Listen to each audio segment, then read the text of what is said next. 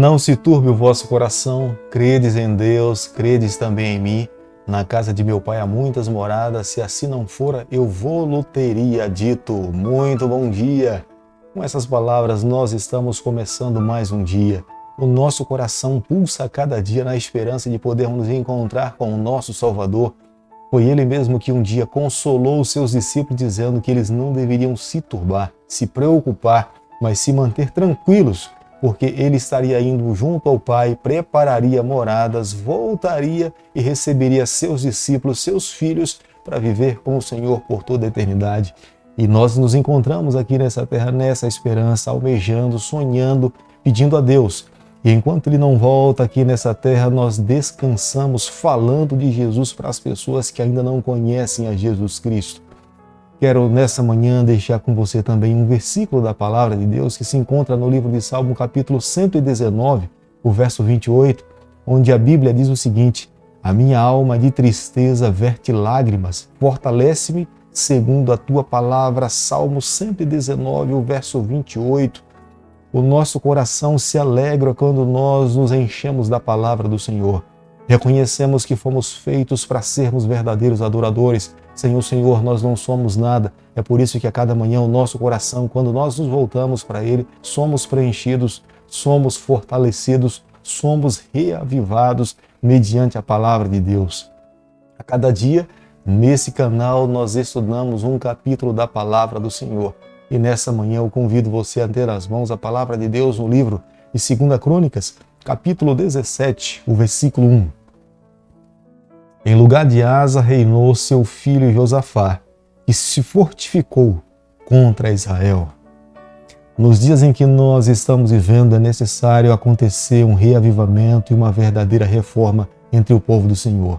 Mas ela precisa nascer da palavra revelada de Deus, as Santas Escrituras, tendo como foco na esperança dessa igreja poder se encontrar com o seu Criador, o nosso Salvador Jesus Cristo. O nosso foco nessa terra não pode ser simplesmente expandir a quantidade de membros sobre a face dessa terra, mas nós temos que sonhar em expandir o reino do Senhor. Se nós apenas pensarmos em expandir o reino de uma forma quantitativa, mas se não planejarmos de forma qualitativa, de nada vai adiantar. É necessário sonhar com o crescimento do reino de Deus sobre a face dessa terra, movida pela atuação do Espírito Santo, guiada pela palavra de Deus. Tenha certeza que se aqueles que se encontram no século presente andarem por esses caminhos, a mão do Eterno estará sobre a nossa vida. Como nós podemos ler no versículo 1 do capítulo que nós estamos estudando nessa manhã, Josafá, o seu nome significa o Senhor é juiz. O seu reinado é curto, embora nós possamos perceber nos poucos versículos que encontramos na palavra de Deus que Josafá é um homem do Senhor. Seu pai Asa desenvolveu a política de formar aliança com o rei da Síria. Consequentemente, ele deixa um legado negativo para o seu filho Josafá para administrar quando se assentasse no trono. Josafá drasticamente logo teve que tomar medidas contra o reino do norte, logo quando se assentou no trono do reino de Judá. No versículo 3 do capítulo que nós estamos estudando, o autor do livro de Crônicas, ele dá uma ênfase à maneira como Josafá viveu. Ele andou, mas na verdade Josafá viveu uma vida sem se curvar a Baalins.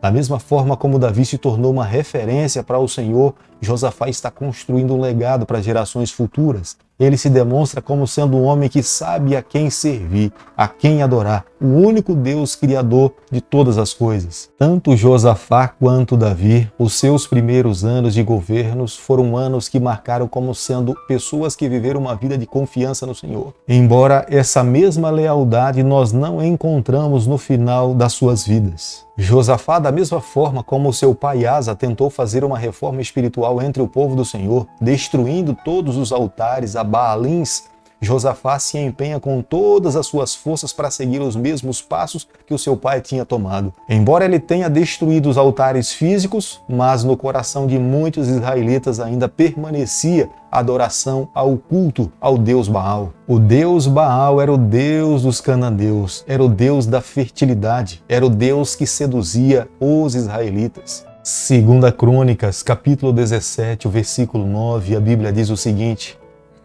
ensinaram em Judá, tendo consigo o livro da lei do Senhor, percorriam todas as cidades de Judá, ensinavam o povo. Josafá entendia que a palavra de Deus precisava ser ensinada em todos os lugares. Aqueles que viviam de uma forma irregular, muito era resultado por não ter a palavra de Deus nas mãos, por não conhecer o assim diz o Senhor. Esta é uma das preocupações que move o coração do rei Josafá. Ele levou a palavra de Deus para aqueles que não tinham conhecimento, para que depois não pudessem ter desculpa que não sabia qual era a vontade de Deus para suas vidas. Foram os próprios sacerdotes e os levitas que foram encarregados dessa tamanha responsabilidade. Eles eram aqueles que ministravam dentro do santuário, representando a Deus aqui nessa terra.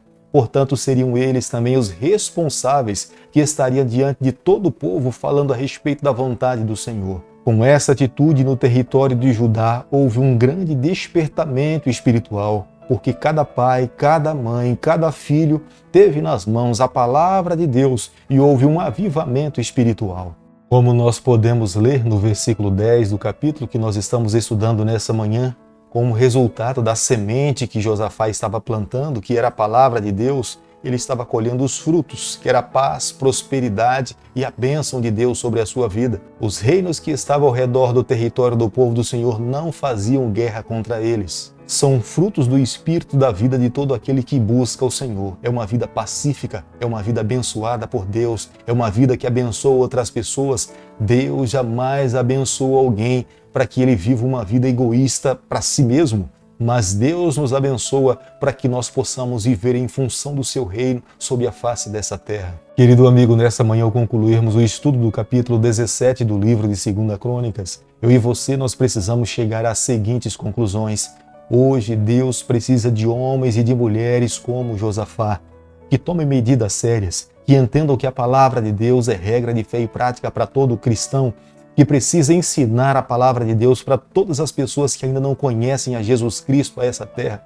Cristo quer voltar para buscar todos os seus filhos, mas ele só poderá voltar quando todos aqueles que estiverem sobre a face dessa terra em entendimento do que ele espera da vida dos seus filhos. Essa responsabilidade não pode ser do trabalho apenas de uma única pessoa. Como Josafá pensou, vários líderes, vários homens de Deus, várias pessoas que se disponham a falar do seu amor, que tenham a palavra de Deus nas mãos e que sejam acessíveis às pessoas que ainda não conhecem do plano da redenção. A palavra de Deus nos ensina que não é simplesmente combater o erro, não é simplesmente acusar aqueles que estão no erro, mas é necessário viver a verdade, amar os perdidos. Foi dessa forma que Jesus fez quando esteve aqui nessa terra. Mas para que essas pessoas consigam fazer isso, é necessário estar em contato com o Senhor. É necessário viver uma vida ligada a Deus. Somente aqueles que estão em contato com o Senhor é que terão forças para viver esse nível de amor para os seus semelhantes. É por isso que nessa manhã eu convido você, convido a todos, para que nós abramos o nosso coração, para que nos coloquemos nas mãos do Senhor, para que renovemos a nossa aliança de andar com Deus a cada dia. Vivendo dessa forma, nós alcançaremos as bênçãos do Eterno sobre cada um de nós. Querido Pai, nas Tuas mãos, nessa manhã nós nos colocamos. Confessamos as nossas falhas, nós abrimos o nosso coração, nós queremos ser do Senhor por toda a nossa vida. Portanto, fica conosco, é o nosso pedido e é a nossa oração e nós fazemos em nome de Jesus. Que o Senhor te abençoe e te guarde, que Ele faça resplandecer o seu rosto sobre você, que Ele tenha misericórdia de você, que sobre você nessa manhã Ele levante o seu rosto e conceda a sua paz em nome de Jesus.